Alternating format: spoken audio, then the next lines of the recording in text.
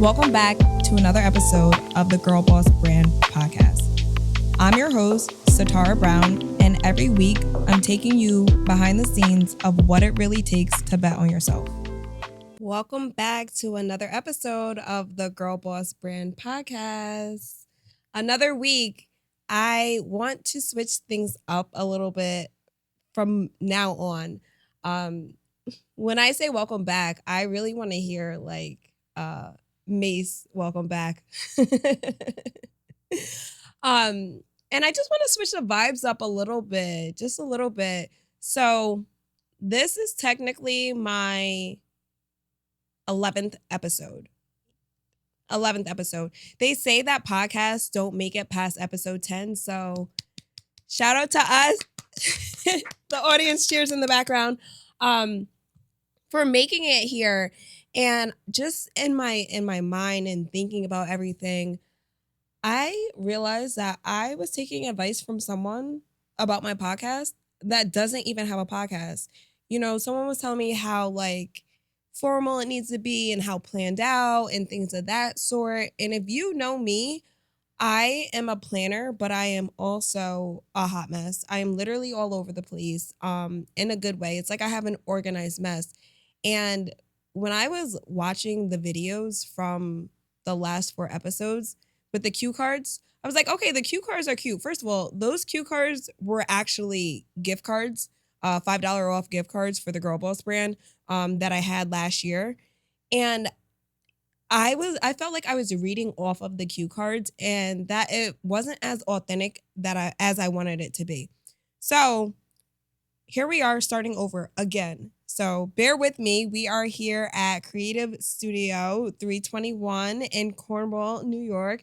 Shout out to Birdo and Burgo's brand because I literally feel like he made this studio for me, which he didn't, but make sure you book with him because you'll feel the same exact way. I mean, look how gorgeous this studio is, and I just happen to match the background. So instead of going through all these different themes and stuff like that, I feel like you all want to know why I am not running my nonprofit anymore. I feel like you all want to know why I got sued by the county for $20,000. I feel like you all just want to know the tea, and I just want to switch up my flow a little bit and just be a little bit more forthcoming. So with that being said, we are batch recording. That's something that we're doing. So I might be wearing this outfit again in the next episode because I really don't even feel like changing today. I just want to be in my element and I want to be as authentic as possible. So with that being said, you're not going to see this episode until, I don't know, almost July. No, I'm lying. You're going to see it in a couple of weeks. But if you notice, I did not record on schedule the past couple of weeks. So I had to throw in an old episode from the Strategy is Her podcast, which was the podcast I started last year. And I thought that was the vibe that I wanted. I had someone who, him and I were bartering services, and it just wasn't up to par. It wasn't what I was looking for. I mean, go back and look at the video compared to this. The graphics just aren't there.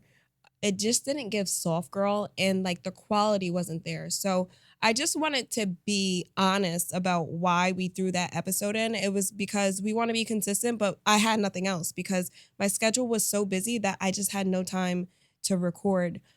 So here we are today recording 4 episodes. If you see me in my green again, just mind your business, just listen.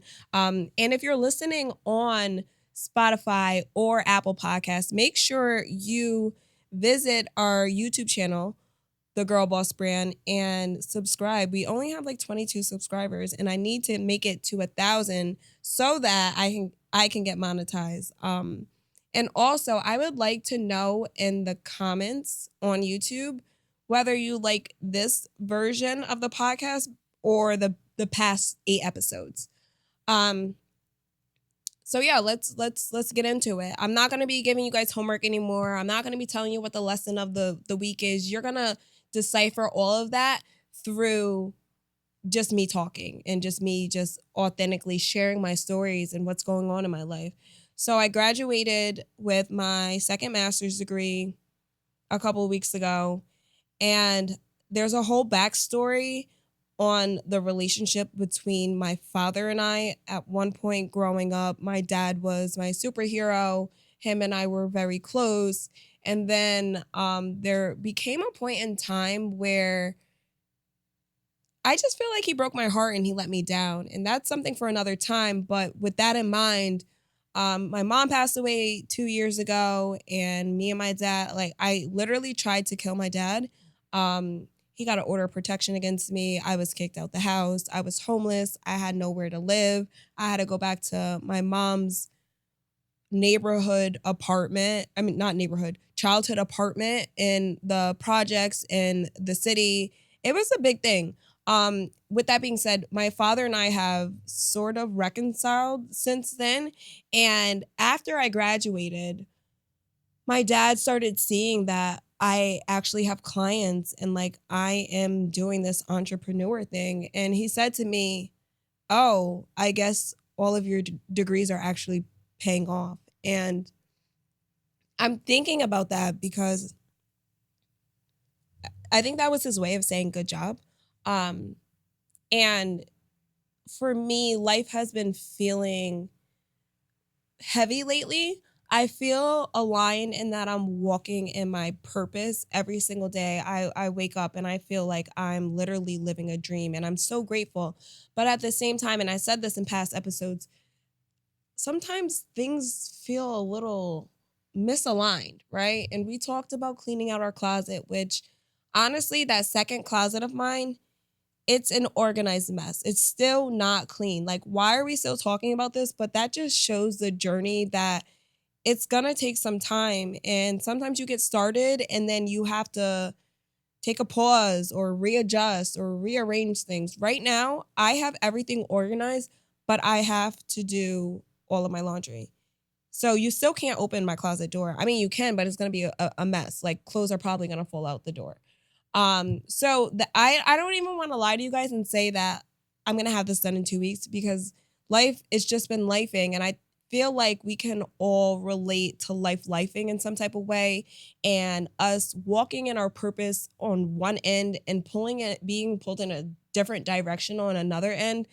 And for me, I just felt like it was a sigh of relief when my dad was like, "Oh, your schooling is paying off." And up until a couple weeks ago or 2 months ago, I was feeling really zen, really balanced, really soft girl life. And I've been crying for the last couple days because I'm just like, I'm overwhelmed. I'm stressed out. I need to do more. I'm doing way too much. Is this even making sense? Am I really an entrepreneur? Did I just hire like 5 people over the past 2 months? Like, what is actually going on? And, that feeling of uncomfortableness, it really comes when you're growing. And growing is really, really, really hard. So don't let anyone tell you how you're supposed to be feeling when you're on a journey of your own and you're going through this. For me, my mother was my best friend. And when my mom passed away, I developed some type of detachment issues. Now I'm like, everybody can go. It's a clearance sale, blowout sale. Everybody can go. I don't care. I'm done. And I can't operate like that. I can't live life like that. But the thing is, I miss my mom so much. And my mom was more than my mom. She was my best friend. We did everything together. She worked with me in Girl Boss. She worked with me in my nonprofit. She was my biggest cheerleader. And no one can ever fill the void that has been left with my mom passing away. And the love that she gave me, she was so unconditional. She was always there for me. We talked all day long. We did everything together. And the way that grief shows up, when you're doing good, when you're having bad days, when it's rainy, when it's sunny, it's just so hard to get through. And for me, I think that that has played a big part in how I've been feeling lately. And it's not something you can shake. It's literally something that you just have to go through. And it's just been hard. It's been hard. So I'm taking the good with the bad. And like I said, I just hired a whole bunch of people. Like, who am I to be out here hiring people? Like, who told me I had the budget to hire people? Like, what is even going on? I noticed that in order to scale my business, I needed to implement systems, I needed more manpower, and I needed a level of structure that I did not have. And for me, that meant to hire an executive assistant. And then I interviewed like 30 people. And there was a lot of applicants that I really liked. And then I realized that what I was asking for was unrealistic. So I wanted someone to work 10 hours a week and completely get my life together, get my businesses together, get the Girl Boss brand together, get the merch together, start a community, get all of my consulting systems in place, do something with this wellness studio that I want to open. And I was just like, that's so unrealistic. And through being a manager, director, executive director of my nonprofit, I learned that you can't give people so many different tasks and then expect them to be a superstar in every single one of them. So what ended up happening was I hired an executive assistant and a brand and community manager. And the executive assistant started with 10 hours a week. The brand and community manager, I think, started with 5 hours a week. And I was like, this still isn't making sense. So, anyways, fast forward, we've been growing through all of that. And it's just been such a great journey. Since then, Berto's here. He's on the team. He's our videographer, which, I shoot with him monthly. And then we hired a graphic designer. So now we have a graphic designer, and it's like, everything is everything. Everything is going well. We have additional clients. We're making money. Everyone's getting paid, but I just feel I just feel all over the place. And it's interesting when I get to talk to my staff and I get to hear about the things that they're going through.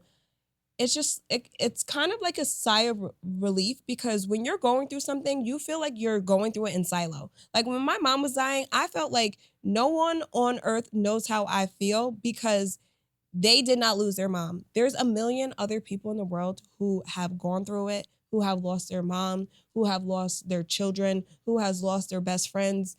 And so, connecting with my staff on a level to know that, like, hey, we all don't have it figured out and we just show up every single day and do our best.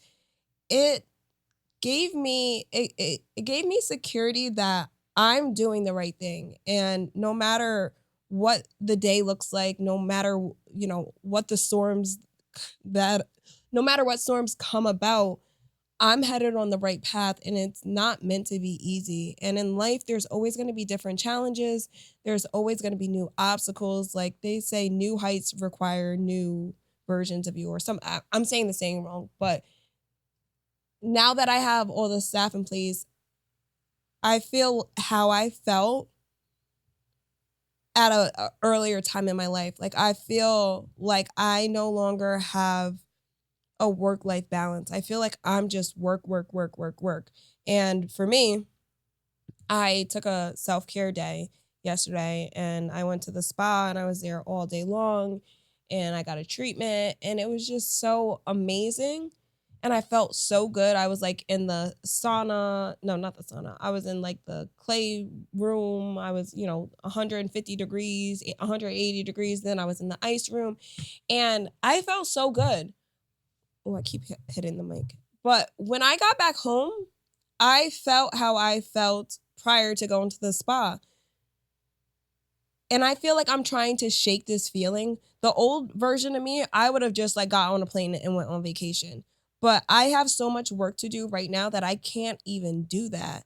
So I have to learn how to navigate on a daily basis without trying to escape this feeling, escape this life that I'm so blessed and I asked for, right? Like this is a blessing in itself to be an entrepreneur, wake up every single day, you still paying your bills, whether you paying your bills late or not, you're still paying your bills, you're still eating.